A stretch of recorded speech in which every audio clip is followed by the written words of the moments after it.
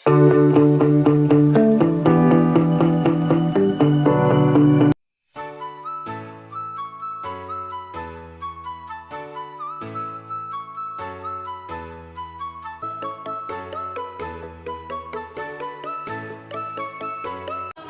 wabarakatuh. Waalaikumsalam warahmatullahi wabarakatuh. Selamat pagi untuk semua wali murid yang sudah menyempatkan hadir hari ini di acara menyebarkan pemahaman dan penerapan pengalaman budaya positif yang akan disampaikan oleh Ibu Hermawati SPD.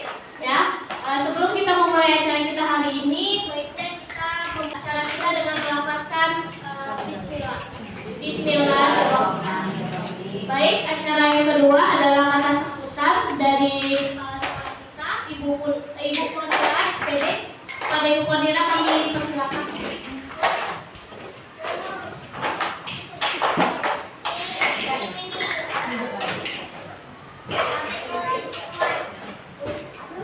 Assalamualaikum warahmatullahi wabarakatuh.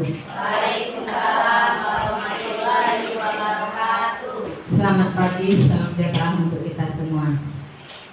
Pada Ibu, terima kasih yang sudah menyempatkan hadir pada hari ini dalam ruangan di kelas B3 untuk mengikuti mendengarkan pemahaman dan penerapan pengalaman budaya positif.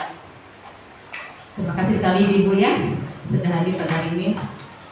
Selain itu kita akhirnya bersyukur pada Allah yang mana kita diberi masyarakat yang longgar hingga bisa hadir dalam ruangan ini. Ibu-ibu, sebenarnya budaya positif itu yang pernah hilang, yang hampir hilang, kita renang lagi. Seperti dulu ya, kalau anak-anak cuci tangan harus harus dilir itu harus dibudayakan atau setelah sekarang dilestarikan. Boleh berbagi ilmu, kita kerjasama Bu. Yang mau hilang kita lestarikan lagi, ya, pupuk lagi. Terima kasih pada ibu-ibu waktunya. Kasih Bu ya, maaf kalau ada salah kata. Ini lagi. Terima kasih sebelumnya. Wassalamualaikum warahmatullahi wabarakatuh. Waalaikumsalam warahmatullahi wabarakatuh. Oh, ini lupa. Kata sambutannya yang begitu indah ya Maya. Sampai-sampai di belakang kalian.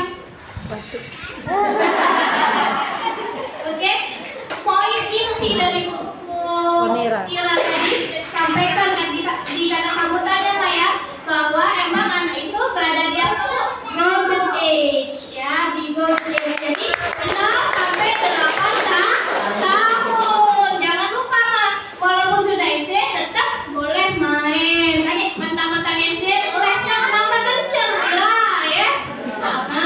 Nanti otaknya tambah rusak. Oke, kita masuk ke acara inti karena sudah lumayan Pak ya. Kita masuk ke acara inti yang akan disampaikan oleh pemateri kita hari ini, Ibu Hermawati SPD. Pada Bu Herma, silakan. Oke, terima kasih Ibu Dika atas kesempatannya. Assalamualaikum warahmatullahi wabarakatuh. Waalaikumsalam warahmatullahi wabarakatuh. Kayaknya kurang semangat, belum sarapan kali ya Bu Dika ya? Iya. Assalamualaikum warahmatullahi wabarakatuh. Waalaikumsalam warahmatullahi wabarakatuh. Ini yang saya hormati Ibu Kepala Sekolah, Ibu Konira SPD, beserta Dewan Guru yang telah memberikan kesempatan. Terima kasih Bu Ira dan Dewan Guru yang telah memfasilitasi kegiatan aksi nyata saya pada pagi hari ini.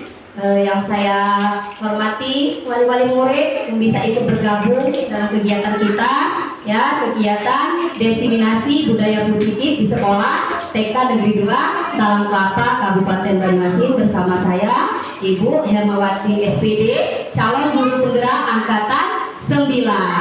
Ya, hari ini saya akan melaksanakan aksi nyata. Saya yakin para ibu-ibu di sini jauh lebih pintar, jauh lebih banyak ilmunya dari saya. Tapi karena ini kewajiban yang harus saya jalankan sebagai calon guru penggerak angkatan 9, untuk pemanasan dulu deh. Bu Emma mau ajak ice breaking, ya, mau ajak ice breaking. Kalau Bu Emma bilang pagi, tepuknya satu kali. Kalau Bu Emma bilangnya siang, tepuknya 2 kali. kali. Kalau Bu Emma bilangnya malam, nggak usah tepuk. Ngerti? Mengerti? Oke, kita mulai ya. Pagi, siang, malam. Ada yang kejebak tuh. Tadi apa punya? Pagi 1 kali, siang 2 kali, malam tidak usah tepuk. Konsentrasi dulu. Udah sarapan belum? Udah sarapan, konsentrasi dulu. Pagi, siang, malam. Pagi, malam. Kejebak ya, kejebak. Lagi ya. Malam.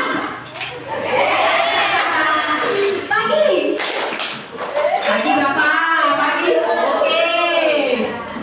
Siang. Malam. Udah konsentrasi berarti. Semakin ini semakin konsentrasi. Pagi. Malam. Kejebak. Oke, itu saja ya ibu-ibu. Gimana? Udah pada semangat? Semangat? Lanjut kita ya. Sebelum lanjut Bu Emma pantun dulu. Jangan lupa jawab cakep ya. Jawab apa? Cakep. Jalan-jalan ke air batu. Cakep. Lihat anak main bersama. Mari kita menambah ilmu. 1 jam bersama dengan Bu Emma.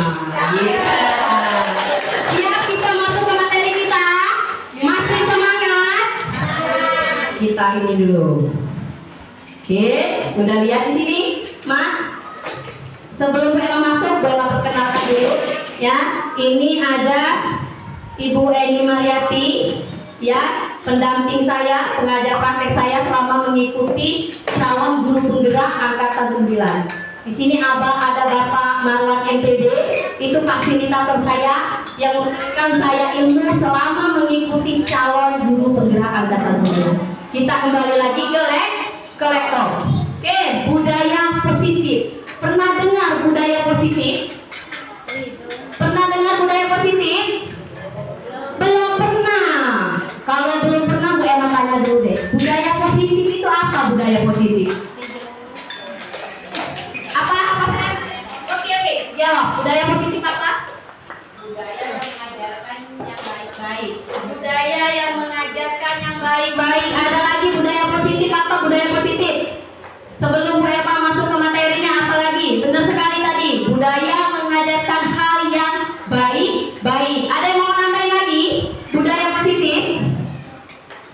Nggak ada. Benar sekali kata Bu Pujianti. Benar. Budaya positif itu budaya yang mengajarkan yang baik-baik atau hal yang baik-baik. Budaya itu apa? Budaya itu kebiasaan positif apa? Kebiasaan yang baik-baik, nilai-nilai kebijakan baik yang ada pada diri kita sehingga bisa membentuk karakter. Ini yang mau kita bentuk untuk anak-anak kita. Bukan hanya anak-anak kita, tapi juga kita sebagai guru, kita sebagai warga sekolah, wali murid termasuk warga sekolah. Ini yang mau kita ciptakan ke anak-anak dan warga sekolah kita, yaitu budaya positif. Lanjut. Konsep inti budaya positif. Jadi dalam budaya positif itu ada konsep-konsep intinya. Ya, yang pertama yaitu perubahan paradigma dalam belajar. Belajar di sini bukan hanya murid, kita juga terus belajar sepanjang hayat. Lanjut yaitu disiplin positif. Nanti kita akan membahas tentang disiplin positif. Selanjutnya kita akan membahas motivasi perilaku manusia.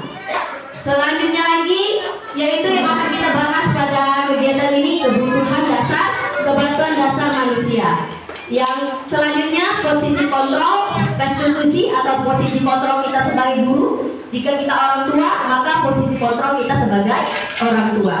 Selanjutnya di sini tadi sudah dibahas sama Pak sekolah kita, sudah menyinggung tentang keyakinan kelas. Kita akan membahas tentang keyakinan kelas. Apa hubungannya nanti dengan keyakinan kelas dengan di rumah? Ada hubungannya. Ya. Selanjutnya yaitu segitiga restitusi. Masih semangat? Masih Kalau masih semangat, Bu Emma lanjut lagi slide selanjutnya. Nah, ini perubahan paradigma belajar. Oke, sekarang Bu Emma mau tanya, ya. Belajar itu berpusat pada murid apa berpusat pada guru atau orang tua?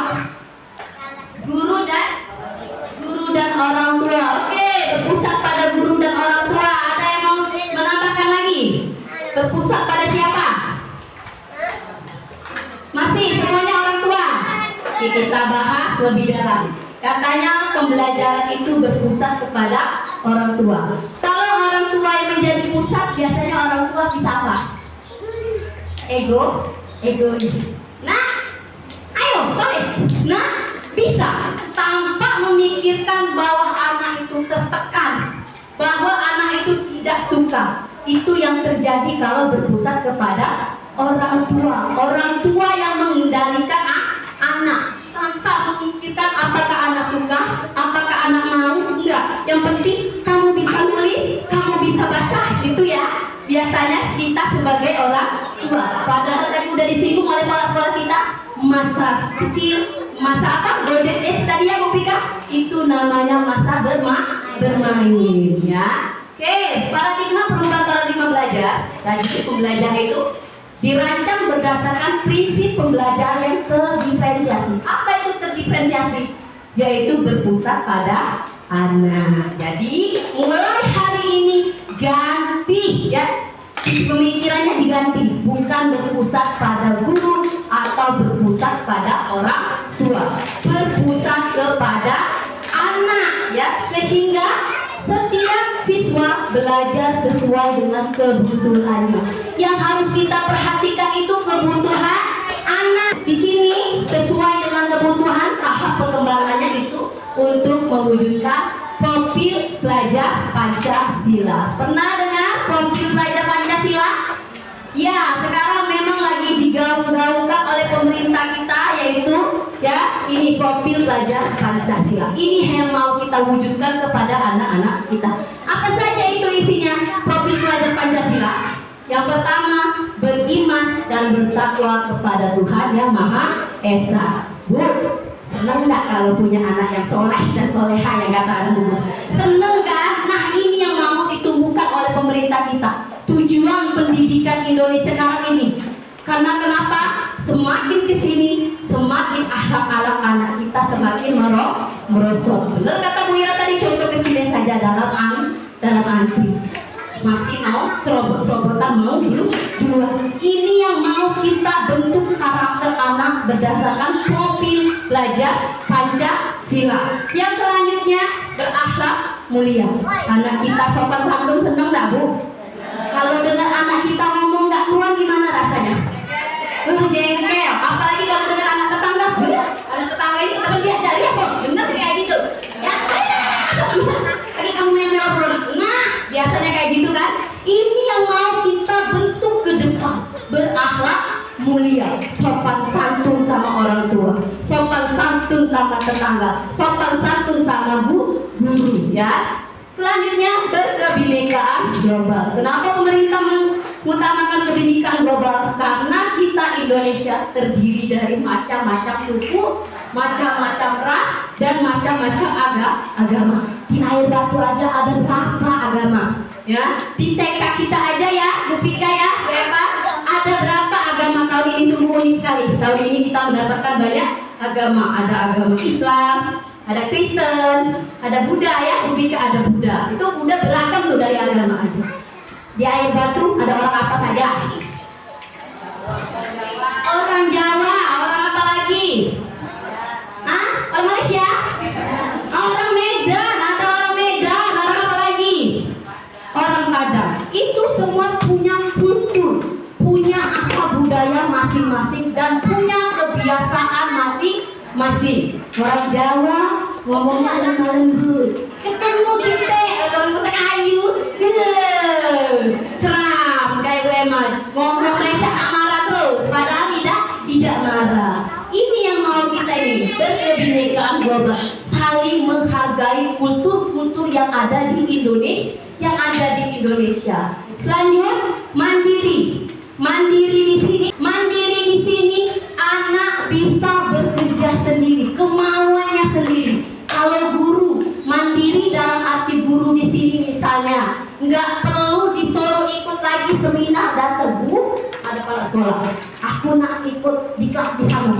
Nah itu namanya mandiri. Apalagi sekarang sudah ada yang namanya PNM ya Bu guru ya, sudah ada PNM. Di situ ya, di situ bentuk kemandirian kita sebagai guru untuk mencari ilmu. Orang tua juga zaman sekarang udah banyak sekali TikTok, Instagram, YouTube, Facebook, sudah banyak sekali pembelajaran tentang parenting. Itu mandiri ya, mencari sendiri tanpa disuruh, itu namanya mandiri. Kalau dalam konteks anak, mandiri kayak kita tadi, misalnya udah bisa ambil makan sendiri, sudah bisa ambil minum sendiri, pakai sepatu sendiri, itu konteks ke anak mandiri ya. Ini yang mau pemerintah, tujuan pemerintah kita. Selanjutnya gotong royong. Gimana di tempatnya mah gotong royong berjalan tidak? Apa sudah hilang? Udah luntur gotong royongnya? Mulai luntur ya, mulai luntur. Karena kenapa sekarang? Iya, sekarang kita sudah pakai uang. Jadi kalau dulu kalau kita mau sedekah ya, datang semua pemuda, pemudi, mama, bibi, tante, tetangga, datang semua membantu dengan ikhlas tanpa ada embel-embel. Ini kalau sudah rewang, nggak dikasih, ya. Aku rewang sana, hati ini anak-anak, hati ini saya dikasih. Nah, ayo siapa? Nah, kalau ibu-ibu di sini tak kasih, yang di sana. Aduh, kalian di sini nggak ada, yang di sana, ya. Itu sekarang sudah mulai luntur, ya sayang. Ini yang mau pemerintah kita kembalikan lagi Indonesia yang dulu gotong royong, berkolaborasi ya. Selanjutnya bernalar kritis. Apa itu bernalar kritis? Bernalar kritis itu berpikir cepat ya. Misalnya ada kecelakaan, kira-kira mama ini kalau ada kecelakaan di video dulu apa ditolong dulu? Di video dulu. Nah ini nih ya, ini yang mau kita rubah. Kalau nak mati, masih tengok video. Tuh, ini nih yang ada kecelakaan, tolong kabarin keluarganya. Itu tadi jangan. Nah, itu bernalar kritis. Seharusnya kalau ada yang kecelakaan, apa yang harus kita lakukan? Cepat-cepat menolong biar korban tidak bertambah parah. Itu namanya bernalar kritis, bertindak tepat, berpikir cepat. Itu yang mau kita wujudkan pada anak-anak kita ya, berpikir cepat ke depannya agar terbentuk generasi yang bernalar kritis, berpikir tepat untuk kemajuan Indonesia. Lanjut Bu Pika. Ini perubahan paradigma belajar ini ya. Tahu ini gambar siapa? Bu Guru? Ki Hajar Dewantara. Siapa Ki Hajar Dewantara? Bapak Pendidikan Indonesia, pernah menjabat juga sebagai Menteri Pendidikan Indonesia. Ini Bapak Pendidikan Indonesia. Yang paling kita kenal slogan dari Bapak Ki Hajar Dewantara apa? Tuturi Handayani, itu yang paling dekat sama kita. Apalagi Bu Ira tadi, Bu Ira itu berapa? Ingaso Sangkurodo Imangyo Mangun Kaso. Tapi yang paling dekat dengan kita ya, yang paling dekat kita Tuturi Handayani ya. Jadi paradigma perubahan belajar ini berangkat dari filosofi Bapak Ki Hajar Dewantara. Jadi kita ini punya yang namanya Bapak Pendidikan, punya Bapak yang punya pemikiran tentang Indonesia. Yang kita kenal Bapak Ibu Guru apa biasanya kalau belajar? Montessori. Apalagi Bu Pika biasanya dikenal apa? Biasa. Siapa lagi yang paling kita kenal kalau belajar? Vygotsky. Ternyata kita punya sendiri pendapat yang sesuai dengan pendidikan Indonesia. Bapak Ki Hajar Dewantara. Apa kata Bapak Ki Hajar Dewantara? Menurutnya pendidikan itu menuntun. Jadi pendidikan itu menuntun. Menuntun apa? Segala kodrat pada anak agar mereka dapat mencapai kebahagiaan yang setinggi-tingginya sebagai individu maupun sebagai anggota masyarakat. Jadi pendidikan itu menuntut, bukan menuntut. Anak ini mama-mama, bu guru banyak menuntut apa menuntut? Sepertinya banyak menuntut. Anak kita dituntut bisa baca bu guru, karena itu kalau tidak bisa baca ketinggalan anak bu guru. Nah, ya kan? Itu yang dituntut. Menuntut anak tanpa memikirkan apa dia stres, apa dia suka. Enggak, yang penting anak aku baca tak uang. Nah, bahasa Palembang itu. Bu, iya sama si anak uang. Padahal anak mempunyai karakter sendiri. Menuntun di sini sesuai dengan kodrat alam dan kodrat zaman. Ada yang mau bertanya sebelum Bu Emma lanjut tentang paradigma belajar, perubahan paradigma belajar? Lanjut? Nggak ada yang mau ditanyakan? Kalau lanjut Bu Pika, next Bu Pika. Ya. Oke, kita masuk yang materi yang kedua yaitu disiplin positif. Disiplin itu apa disiplin itu? Disiplin tepat waktu, apalagi? Sebelah sini belum ada suaranya. Disiplin itu apa disiplin? Patuh dan taat. Oke, itu disiplin. Coba kita baca. Kata disiplin sering dihubungkan dengan hukuman. Kita mengaitkan disiplin itu dengan sebuah hukuman. Nggak datang tepat waktu, berarti dihukum. Ya, padahal sesungguhnya berbeda. Karena belajar disiplin positif tidak harus memberikan hukuman, tidak harus, itu kata kuncinya. Jadi dalam menerapkan disiplin positif atau menerapkan disiplin baik di sekolah maupun di rumah tidak harus dengan hukuman, ya. Justru itu adalah salah satu alternatif terakhir. Jadi Bu, hukuman itu yang paling terakhir. Kalau tidak bisa ditolerir lagi, baru kita kasih hukuman. Balik lagi ke Bapak Ki Hajar Dewantara, ya. Dia menyatakan syarat utama menciptakan murid yang merdeka, ya, yang lagi digaungkan merdeka belajar, adalah harus ada disiplin yang kuat. Disiplin yang kuat. Disiplin yang dimaksud adalah disiplin diri yang memiliki motivasi internal. Motivasi internal itu apa? Motivasi yang berasal dari dalam diri. Nanti kita kupas tuntas lagi tentang motivasi. Maka kita memerlukan pihak lain untuk mendisiplinkan kita, ya. Atau motivasi eksternal. Jadi ada yang dari dalam diri, ada yang dari orang lain motivasi, ya. Karena berasal dari luar, bukan dari diri kita sendiri, ya. Itu nanti kita bahas selanjutnya untuk disiplin ini. Disiplin ini, ya, disiplin positif ini yang mau kita, ya. Jadi nilai-nilai kebijakan adalah sifat positif manusia, merupakan tujuan mulia yang ingin dicapai setiap orang. Jadi setiap orang itu mau disiplin, ya, ya. Kita semua mau disiplin, baik kita maupun anak. Nah, nilai-nilai tersebut bersifat universal. Jadi semuanya bisa menerapkan nilai-nilai ini, universal semua, ya. Dan lintas bahasa, suku, bangsa, agama maupun latar belakang, ya. Mau orang Batak, mau orang Padang, mau orang Medan, ya, harus disiplin positif, ya. Setiap perilaku atau perbuatan memiliki satu tujuan. Nah, kita itu bertindak sesuatu karena kita ada tujuan. Pergi ke sekolah apa tujuannya? Belajar. Jadi setiap kita melakukan sesuatu itu ada tujuannya. Itu menurut William Glaser pada teori kontrol. Bukan menurut Bu Emma, ya. Ini menurut yang sudah diteliti oleh Bapak Dr. William Glaser dalam teorinya teori kontrol. Dengan mengaitkan nilai-nilai kebijakan yang diyakini seseorang, maka motivasi intrinsiknya akan terbangun.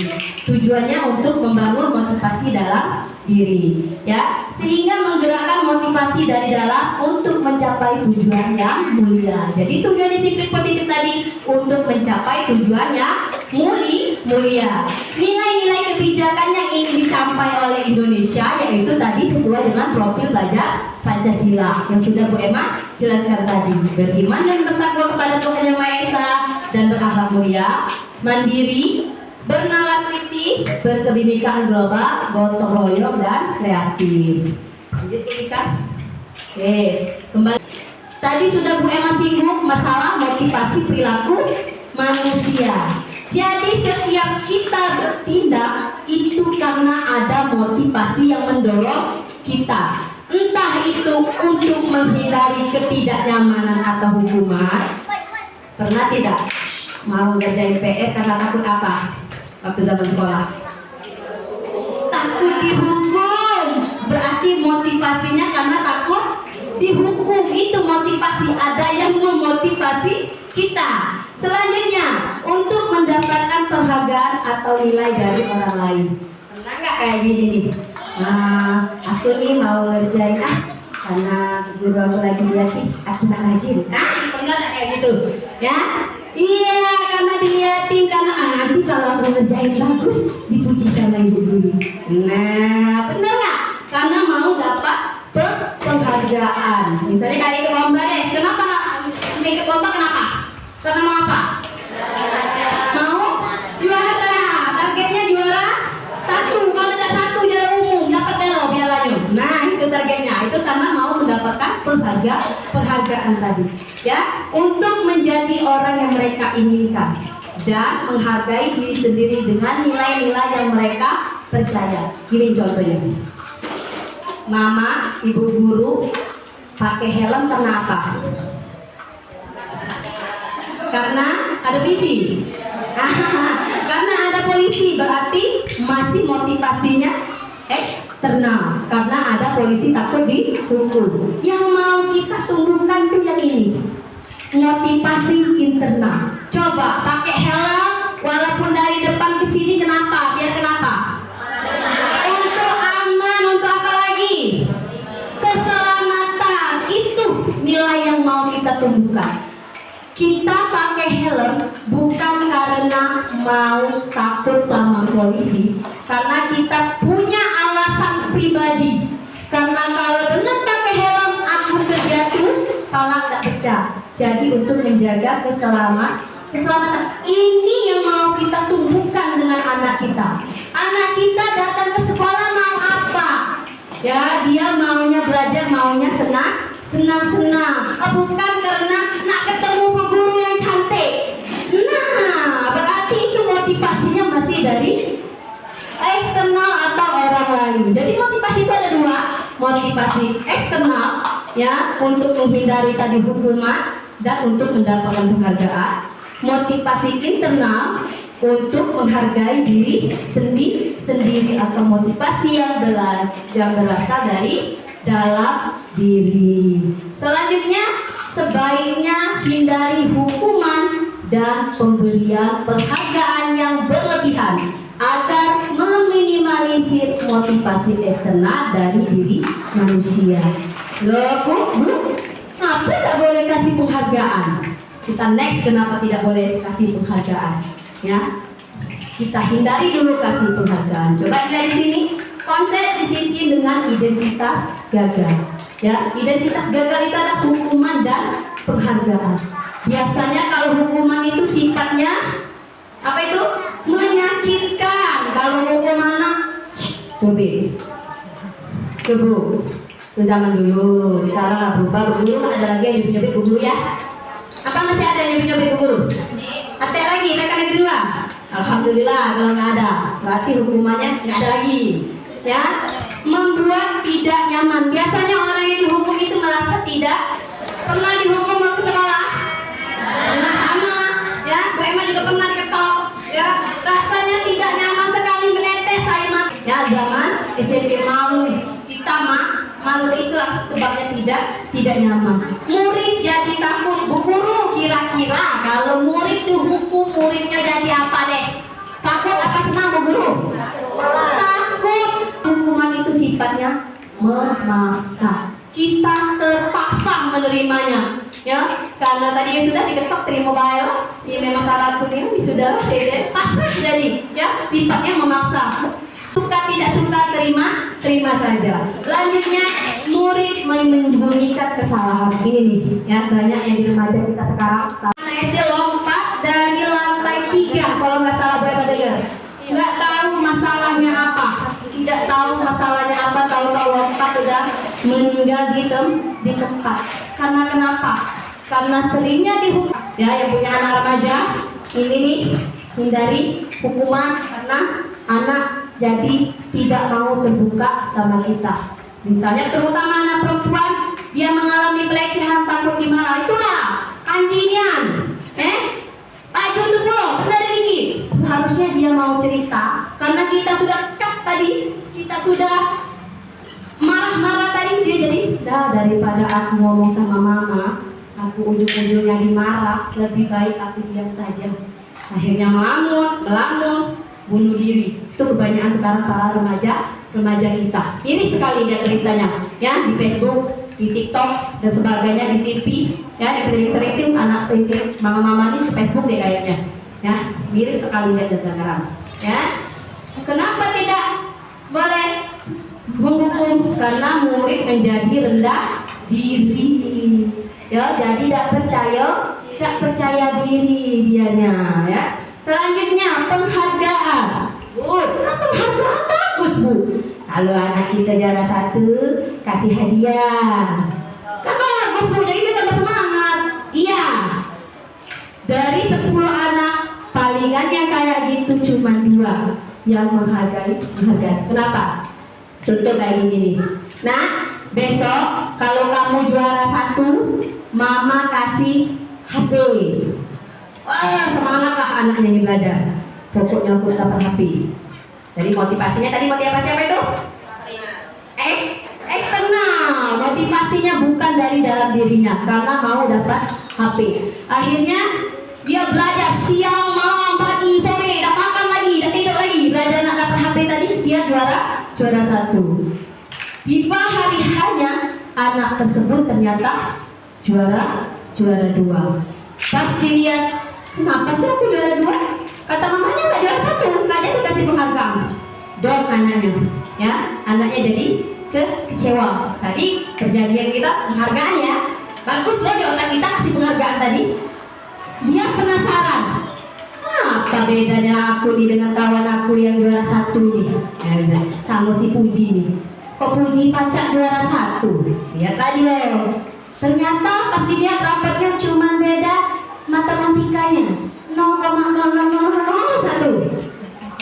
Cuma beda dikit. Nah, dia baca juara 1. Karena dia ngomong kayak itu.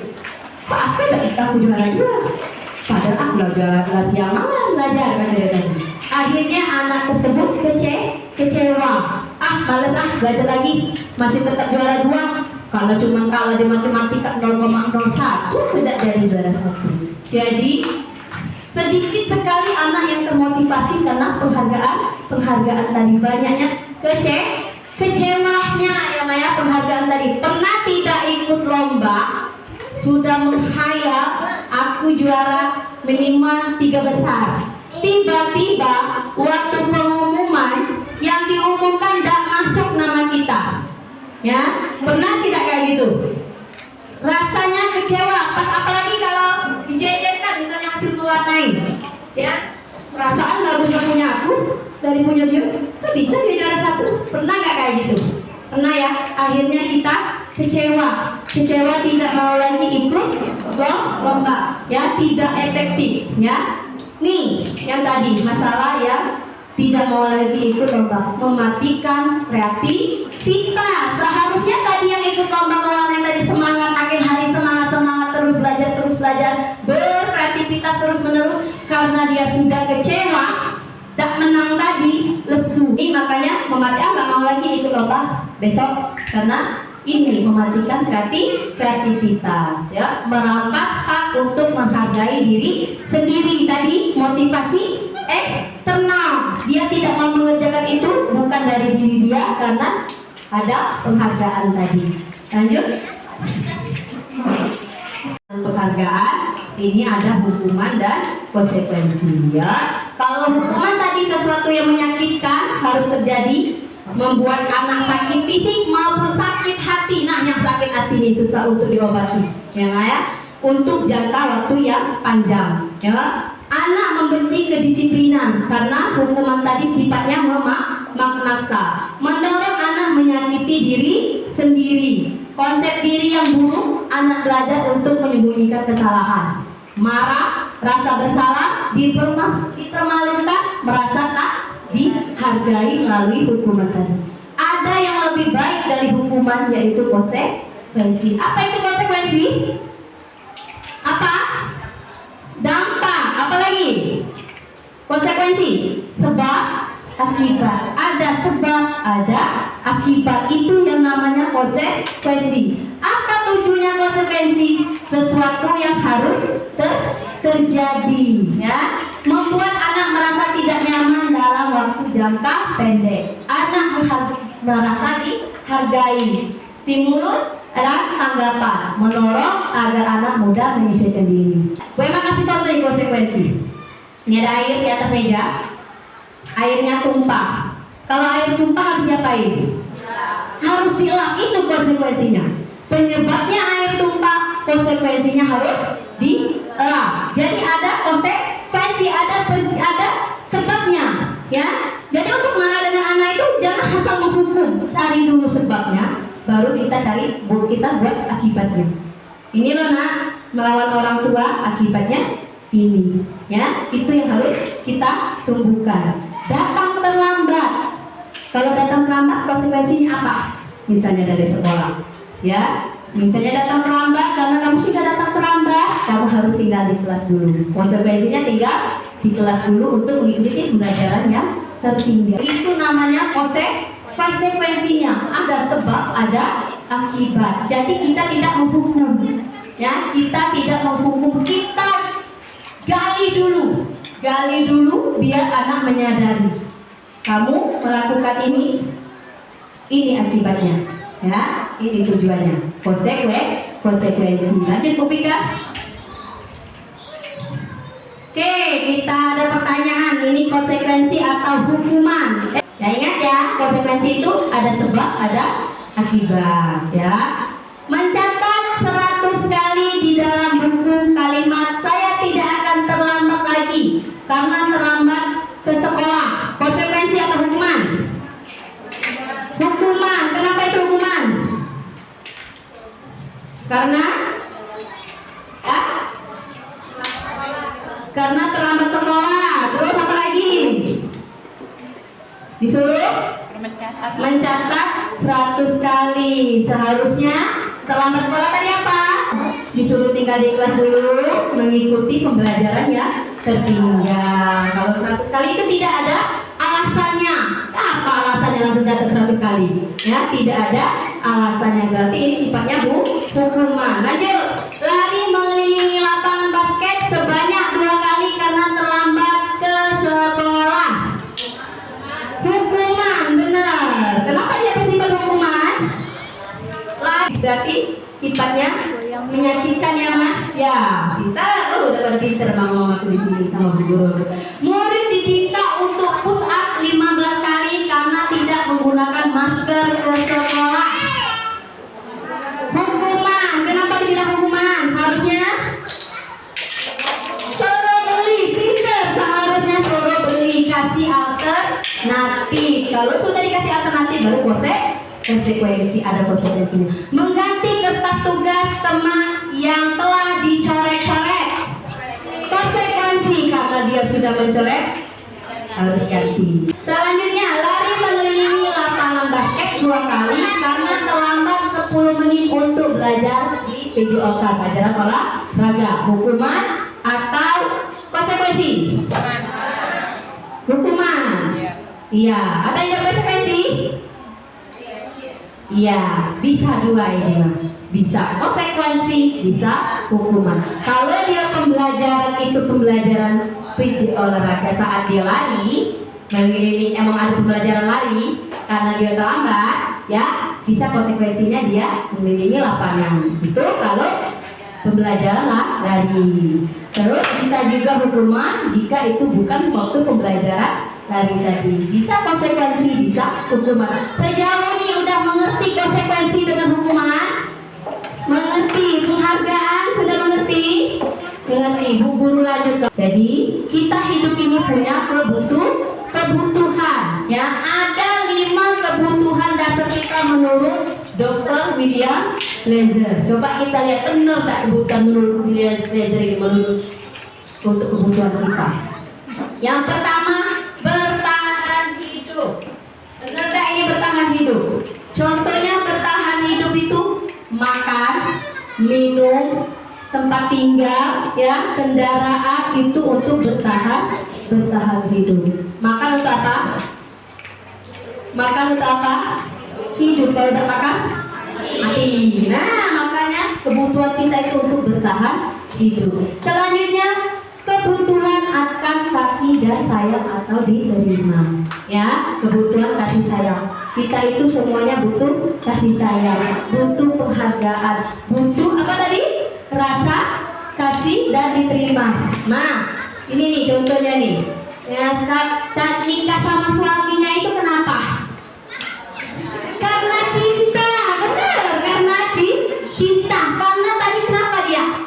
Sayang sama kita, itu kebutuhan, ya. Kebutuhan kasih dan rasa sayang, rasa cinta, ya. Kebutuhan kasih sayang dari keluarga. Lanjut, kebutuhan atau kebebasan. Kita itu butuh kebebasan, ya. Selanjutnya, kesenangan. Kita hidup butuh senang. Kalau udah senang, stres, benar. Apalagi kita ibu-ibu, ya, ibu-ibu rumah tangga, ibu guru mau menghadapin anak murid di sekolah, mau menghadapin suami di rumah, mau menghadapin anak-anak di rumah. Kalau udah senang-senang, stres. Makanya kita butuh yang namanya jalan. Kalau sekarang apa bahasa kerennya tuh? Healing. Nah, bahasa kerennya itu sekarang healing. Butuh kesenangan, butuh jalan-jalan, butuh kumpul-kumpul sama teman untuk menghindari stres. Apalagi kalau kita yang punya anak bayi, biasanya kan, ya mama ya. Betapa banyak mama-mama yang punya anak bayi sekarang yang namanya apa itu? Baby blues. Karena kita butuh yang namanya kesenangan. Selanjutnya, penguasaan. Benar nggak kita ini butuh penguasaan atau pengakuan dari orang lain? Kira-kira, oh, Bepika ini pinternya, seneng nggak rasanya dibilang kayak gitu, ya? Karena kita butuh pengakuan. Senang Bepika? Oh, cantik dia. Karena kita butuh yang namanya penguasaan, butuh yang namanya diakui sama orang lain. Itu penguasaan, butuh diakui sama orang lain. Bukan penguasaan tuh misalnya jadi kepala sekolah Cak Mira, itu ya, mentang-mentang penguasaan nanti jadi presiden, terus kuasa tidak, kayak itu konsepnya, ya. Kebutuhan itu bukan kayak gitu, kebutuhan penguasaan dan diri kita.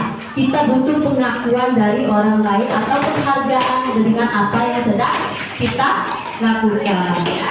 Lanjut Pika. Posisi kontrol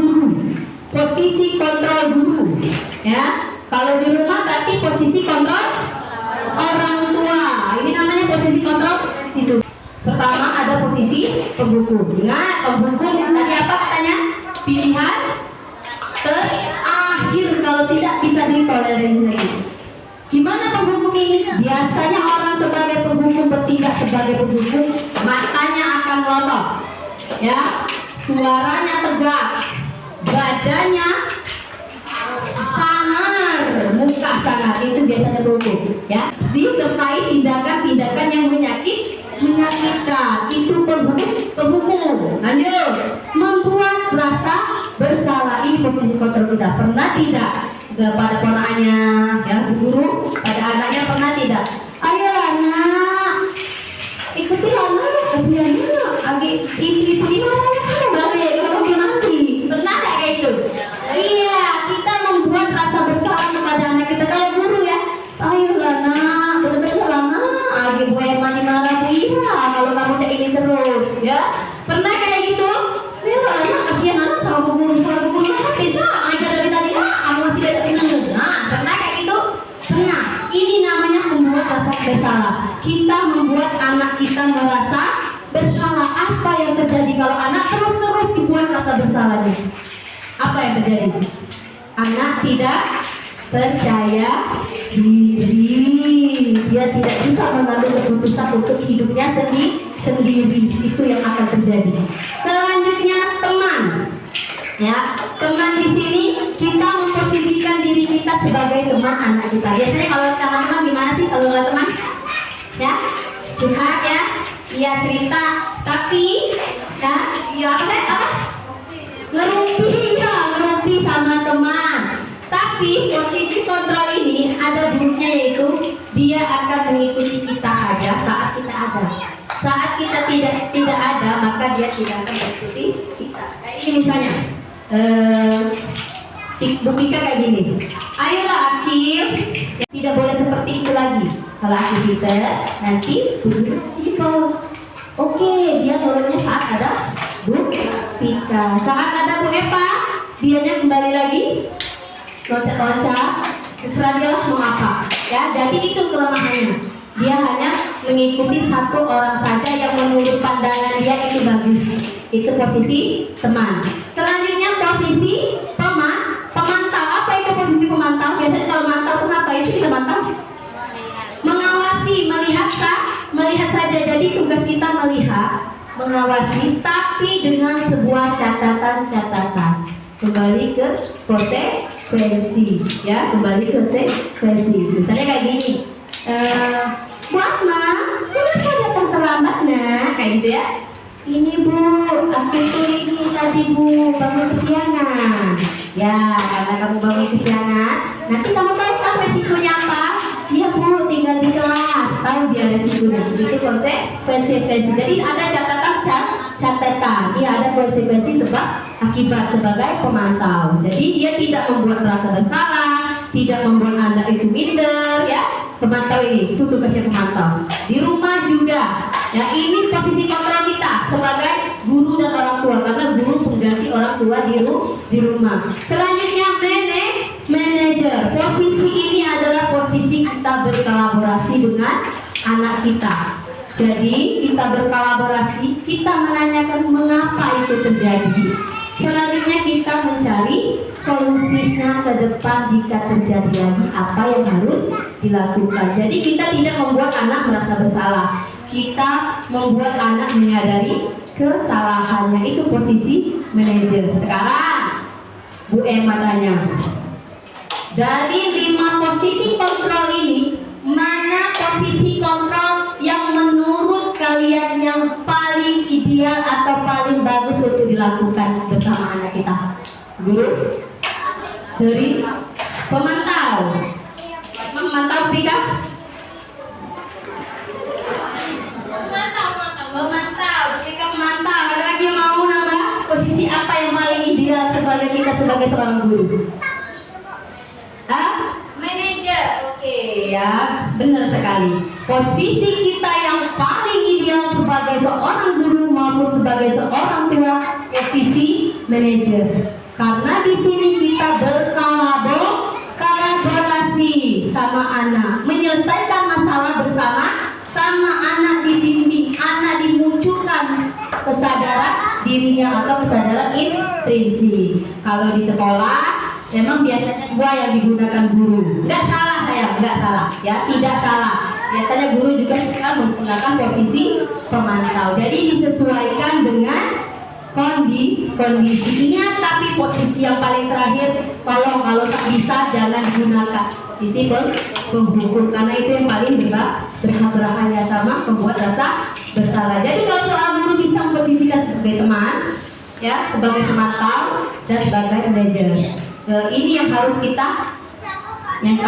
bikin, latih terus. Sama Bu Emma juga lagi berlatih menjadi seorang manajer. Mulai dari sudah ikut seminar dengan Bu Emma ini, budaya positif, berusaha menjadi seorang manajer. Nanti Bu Emma tunjukkan cara menjadi seorang manajer videonya. Lanjut Bu Mika. Keyakinan kelas. Tadi udah disinggung sama Bu Ira, keyakinan kelas. Mengapa keyakinan kelas tidak peraturan kelas? Ada yang bisa jawab? Kenapa keyakinan kelas tidak peraturan kelas? Kenapa? Apa? Kalau peraturan mengacu ke hukuman, kalau keyakinan mengacu ke manajer tadi. Benar sekali buat malah. Ternyata udah masuk di pelajaran Bu Emma buat. Iya, ya. Kalau mengapa keyakinan kelas tidak peraturan kelas? Karena keyakinan kelas Coba buka mata di manajer. Tugas manajer tadi apa? Menumbuhkan motivasi intrinsik. Jadi keyakinan kelas itu dibuat secara bersama-sama atas kesadaran bersama, ya. Karena ketidaknyamanan apa yang ada di dalam kelas itu mau dirubah, ya. Jadi berubah menjadi nyaman. Yang ini yang disepakati bersama. Kalau peraturan, biasanya peraturan itu dibuat oleh dibuat oleh satu orang dan harus dipatuhi oleh orang-orang yang lainnya. Itu kenapa harus keyakinan kelas, bukan peraturan kelas. Jadi tidak ada kolaborasi, tidak ada kerja sama, egois. Hanya orang satu saja yang punya kuasa, tadi kekuasaan tadi ya, yang punya kuasa. Lanjut Kupika. Ini ada pertanyaan nih tentang keyakinan kelas. Mengapa kita memiliki peraturan 3M? Menggunakan masker, mencuci tangan, dan menjaga jarak 1,5 meter. Untuk apa? Untuk apa? Untuk menjaga keselamatan diri kita. Itu nilai yang mau kita ambil untuk menjaga keselamatan kita sendiri. Selanjutnya, mengapa kita memiliki peraturan harus datang tepat waktu pada saat mengikuti pelatihan? Kenapa? Supaya ilmunya dapat dari awal sampai akhir. Terus, kira-kira apa datang tepat waktu itu? Nilai yang mau kita ambil apa? Benar, kedisiplinan. Benar, menghargai orang lain. Datang ke sini kenapa, Mah? Karena mau menghargai undangan dari sekolah. Datang tepat waktu mau menghargai kegiatan yang telah kita buat. Itu tuh tujuannya, nilainya. Jadi kita datang ke sini ada nilainya, bukan asal mau duduk-duduk aja. Ya, ada nilai yang mau kita ambil. Selanjutnya, untuk mendukung motivasi intrinsik, kembali ke nilai-nilai keyakinan. Keyakinannya lebih menggerakkan seorang dibandingkan mengikuti serangkai peraturan-peraturan. Jadi kalau keyakinan, kalau sudah berasal dari diri kita, tanpa disuruh, kita sudah melakukannya. Misalnya, karena anak-anak sudah terbiasa datang pagi, itu ada yang nyuruh nggak? Karena dia sudah terbiasa datang pagi. Anak bangun pagi hari subuh-subuh, Allah Akbar, anak sudah bangun, dibangun tidak? Dia bangun sendiri, berarti dia sudah ada motivasi intrinsik atau keyakinan pada diri sendiri. Lanjut. Keyakinan kelas. Keyakinan kelas merupakan nilai-nilai kebajikan universal. Saling menghormati, nilai-nilai kebajikan universal tadi itu untuk keselamatan, disiplin, itu nilai-nilai yang mau diambil. Tanggung jawab, Kenapa kita melakukan itu? Karena kita ada tanggung jawab. Kenapa ini mama-mama di sini, ibu guru di sini, anaknya dirawat karena apa? Karena anak itu tanggung jawab kita, makanya kita mau ngurusi anak kita. Mau udah ngurus anak tetangga? Tidak, karena anak tetangga bukan tanggung jawab kita. Itu nilai yang mau kita ambil, universal yang telah disepakati secara bersama antara guru dan murid. Kalau di rumah antara orang tua dan anak, baik melalui lisan maupun tulisan yang mudah dipahami dan harus diterapkan di lingkungan sekolah atau kelas untuk menumbuhkan budaya positif di sekolah atau budaya positif di rumah. Itu keyakinan kelas. Coba Kupika ke bawah, Kupika.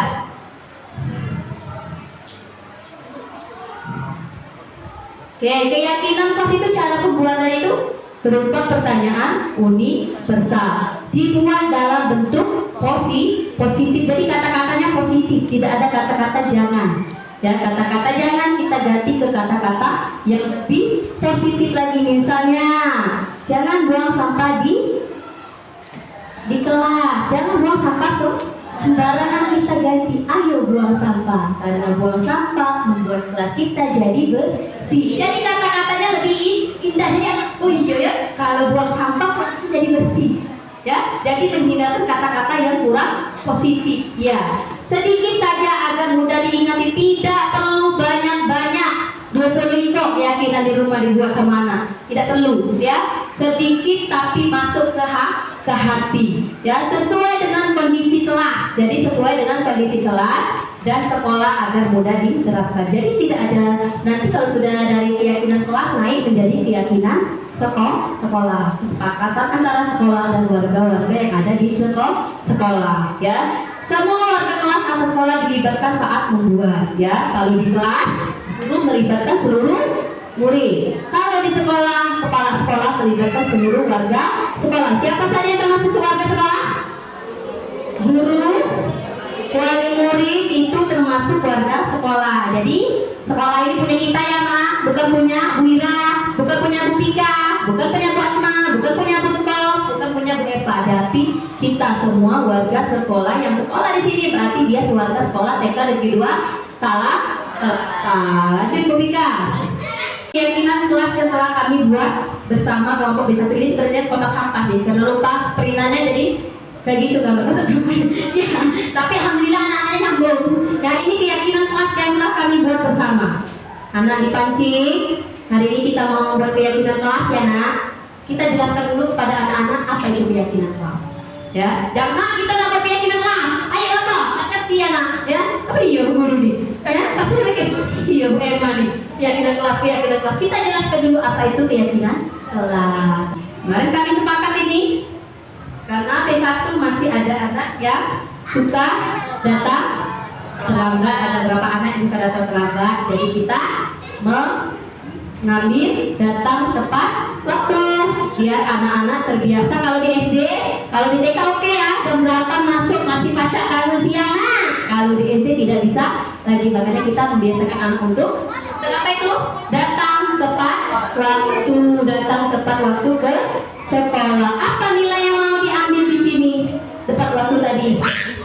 Disiplin, menghargai waktu. Itu mau mereka udah ngerti. Ya, mereka sudah mengerti kenapa mereka harus datang ini. Setiap hari Bu Emma ulang tiap pagi sebelum mulai pembelajaran setiap pagi ini. Apa keyakinan kelas itu? Ingat mereka, ingat. Terus ada merapikan buku. Kenapa mengambil merapikan buku? Karena anak-anak B1 itu kalau sudah main bukunya luar biasa ya Pak Atma ya. Bukunya gimana tadi mulainya, terakhirnya keluar lagi ya, tidak keluar lagi. Ada yang pelaburan kemana-mana, tidak rapi lagi, tidak enak nih. Alhamdulillah semenjak sudah membuat keyakinan kelas mereka sadar sendiri. Jauh sekali bukan Bu Emma aja terkejut. Ya Bu Emma aja terkejut. Kalau sudah main mereka ada satu anak tuh yang paling aktif tuh ngerapiin si Kaila tuh anaknya paling masuk kalau di ini, kalau dibuat kayak gini si Kaila tuh kesadarannya bagus sekali, langsung dirapikannya. Sudah main langsung dirapikan, sama kayak ini itu juga balok. Kalau sudah main balok langsung dirapikan. Mereka tahu nilainya apa, tanggung jawab. Kalau dia pakai tanya apa nilainya Nak, nilai yang kita ambil tanggung jawab. Nggak ngerti mereka. Lama-lama ngerti, dibiasakan karena tidak mudah untuk merubah seseorang atau merubah anak ya. Jadi tiap hari terus diingati, konsisten dari kitanya guru. Kalau di rumah konsisten dari orang tua. Bisa di sini buat di rumah bisa kayak gini. Misalnya mereka itu B1 itu ya, Bu Bika, Bu Eva yang paling dekat sama Bu Emma nih, Ibu Atma. Kalau minta tolong tuh, Bu Emma bukain. Tujuku hebatnya anak aku nih. Bu Emma bukain. Tolong Nak, tiap hari pada diingat tolong. Besok masih saya kembali lagi Bu Emma bukain. Semenjak sudah Bu Emma buat keyakinan kelas, alhamdulillah semuanya kalau maju ke depan, Bu Emma kalau bukain Bu Emma Atma ya, ini ya rekan saya di kelas tahu sekali ceritanya ya. Bu Emma, Bu Atma tolong. Kalau sudah mereka langsung bilang terima kasih. Biasanya kalau sudah ditolong kabur ke meja ya, terima kasih enggak sama orang yang udah hilang ya, biasanya kayak gitu. Jadi ini benar-benar ngepek Nah, benar-benar berpengaruh untuk anak-anak di kelas. Coba guru yang lain boleh deh kalau mau buat keyakinan kelas. Keyakinan kelas itu dibuat berdasarkan keresahan kita di dalam kelas. Resahnya apa sih? Misalnya B3 resahnya apa? Ya, aja anaknya. Tapi tiap hari konsisten, diingatkan terus sebelum memulai pembelajaran. Jadi dia ingat, teringat. Jadi pembiasaan ya. B2 kalau mau dicoba, dicoba. Kalau ada ngefek juga untuk B2. Buat keyakinan kelas. Lanjut segitiga restitusi. Ya, ini untuk kita sebagai posisi manajer. Jadi sebagai manajer kita harus menerapkan yang namanya segitiga restitusi. Apa itu segitiga restitusi? restitusi adalah proses menciptakan kondisi bagi murid untuk memperbaiki kesalahan mereka sehingga mereka bisa kembali ke kelompok mereka dengan karakter yang lebih kuat. Jadi untuk menciptakan kondisi memperbaiki kesalahan, bukan menghukum. Lanjut Upika. Ciri restitusi: menebus kesalahan namun belajar dari kesalahan. Sebuah tawaran bukan paksaan. Jadi kita menawarkan. Besok Rido mau minta maaf dengan Apika. Nih saya mau nggak sayang? Karena tadi Rido sudah ganggu Apika. Mau Bu Guru biasanya Rido.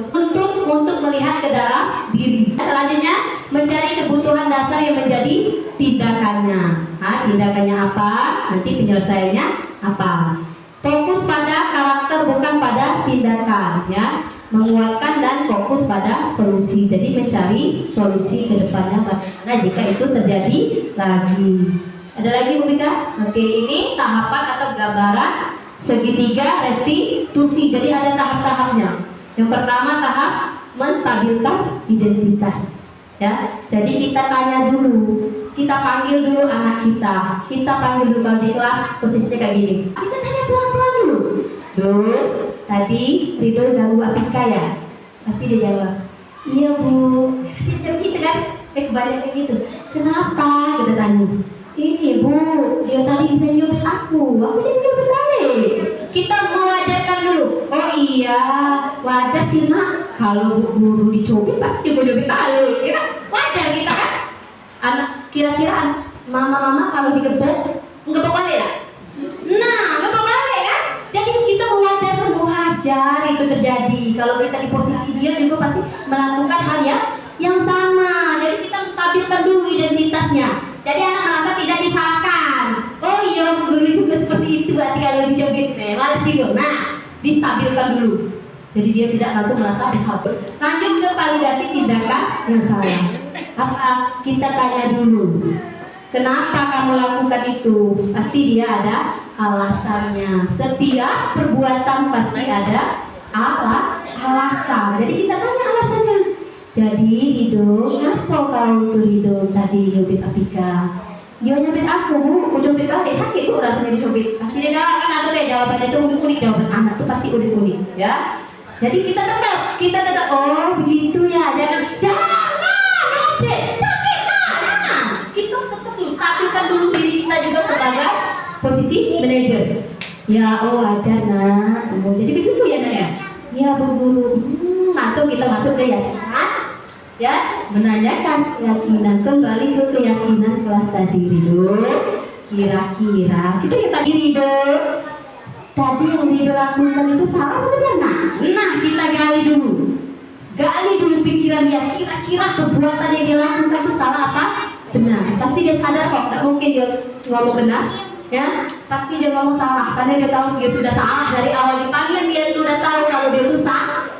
Pasti dia ngomong salah. Langsung kita masuk ke keyakinan tadi. Ya, kira-kira ganggu teman itu sampai nyubit teman sampai nangis, itu keyakinan mana yang sudah dilanggar? Pasti dia tahu jawabnya. Ya, ganggu kawan Bu. Ya, tidak menghormati Bu, tidak kasih sayang Bu. Pasti banyak jawaban mereka, pasti banyak. Ya, pasti banyak itu menanyakan keyakinan. Nah, kalau Rido sudah tahu melanggar keyakinan kelas kita, kedepannya ada solusi. Jika itu terjadi lagi bagaimana tindakan Rido? Pasti dia mikir, bagaimana ke depannya Rido? Kita kasih pilihan. Apa dia mau minta maaf? Apa mau apa? Mungkin kebanyakan dia pasti mau minta maaf. Ini juga Emma juga lagi menjalani, masih juga belajar. Bukan karena Emma sudah ngaji tahun minggu Emma lagi ini sempurna enggak? Karena jujur, Emma sebagai orang tua banyak melakukan yang namanya penghukum dan pembuat rasa bersalah. Itu yang banyak kita lakukan sebagai orang tua. Itu kesalahan kita yang mau kita benari dengan positif manager menjadi segitiga restitusi. Jadi tanya dulu pelan-pelan, jangan langsung cari sebabnya apa, akibatnya apa, kenapa dia melakukan itu. Nah, ini video singkat pembuatan keyakinan. Kita jelaskan dulu.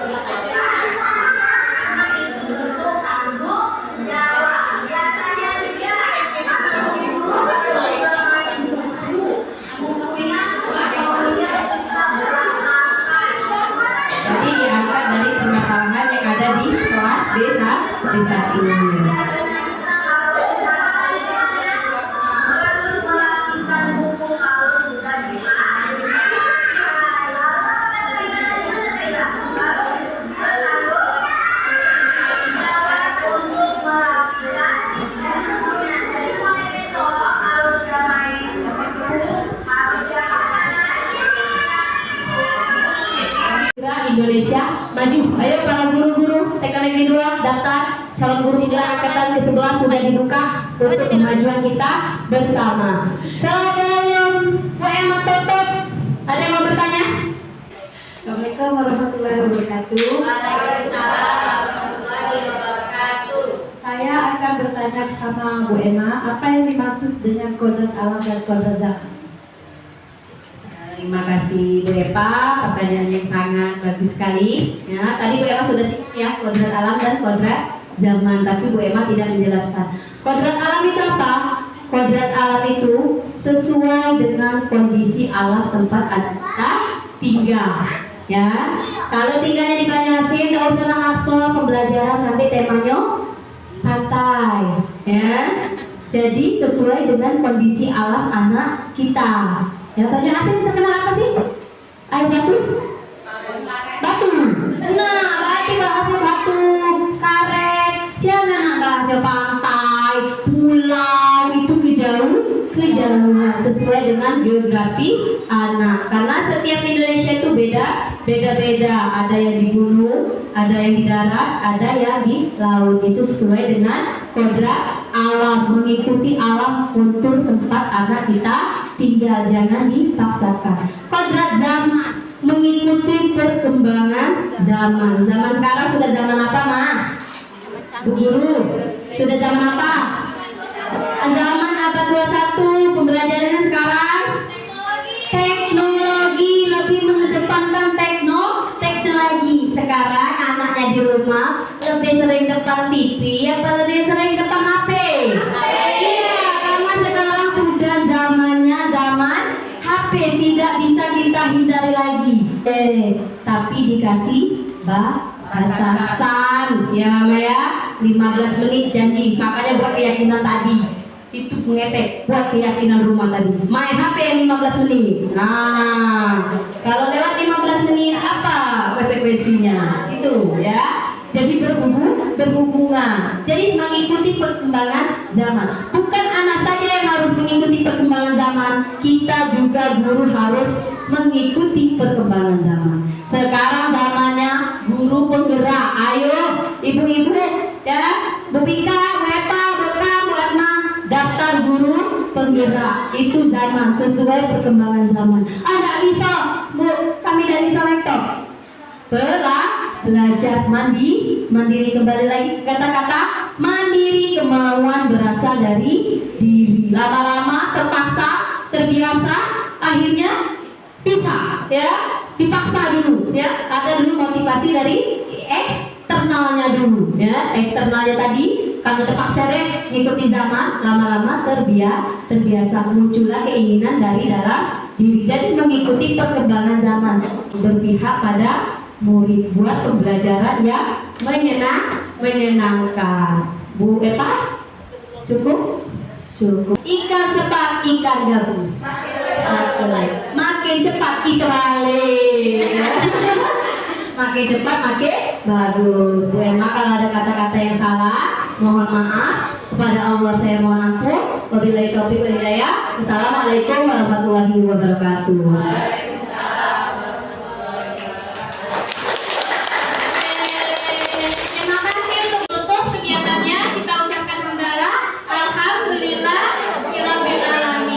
Assalamualaikum warahmatullahi wabarakatuh. Perkenalkan, saya Kepala Sekolah TK Negeri 2 Talang Kelapa. Ucapkan terima kasih kepada guru saya Hermawati yang sudah menyebarkan materi tentang budaya positif di sekolah.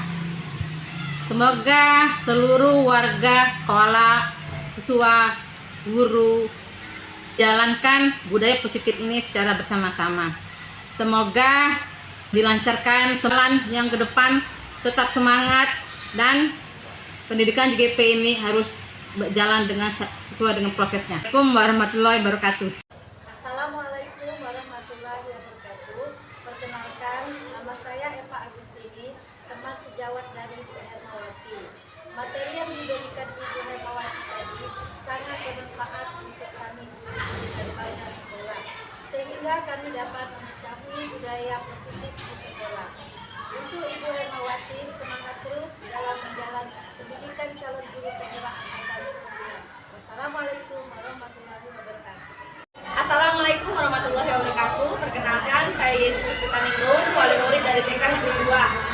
Batu atau Talang Kelapa. Alhamdulillah pada hari ini kami telah melaksanakan kegiatan tentang budaya positif yang alhamdulillah disampaikan oleh Ibu Hermawati. Kami merasa sudah terbuka pikirannya bahwasanya budaya positif itu sangat penting, di mana kita harus melaksanakan kegiatan itu di sekolah maupun di rumah untuk bisa memberikan anak-anak menjadi menuntunnya menjadi anak yang lebih baik. Terima kasih Bu Herma, semoga Bu Herma menjadi guru pembelajar di masa depan, dan Bu Herma harus lebih aktif, semangat untuk memberikan atau mengimbaskan kegiatan-kegiatan positifnya untuk kami sebagai wali murid di TK Negeri 2 Talang Kelapa. Terima kasih. Wassalamualaikum warahmatullahi wabarakatuh. Assalamualaikum warahmatullahi wabarakatuh. Perkenalkan, nama saya Hermawati. Saya calon guru pembela Angkatan 9 Kabupaten Banyuasin, Provinsi Sumatera Selatan. Hari ini saya telah melakukan aksi nyata modul 1.4 budaya positif. Saya berikan hari ini dapat bermanfaat untuk rekan-rekan guru saya dan semua warga sekolah yang ada di TK Negeri 2 Talang Kelapa. Kedepannya, saya akan sering melakukan aksi nyata untuk kemajuan sekolah saya. Assalamualaikum warahmatullahi wabarakatuh.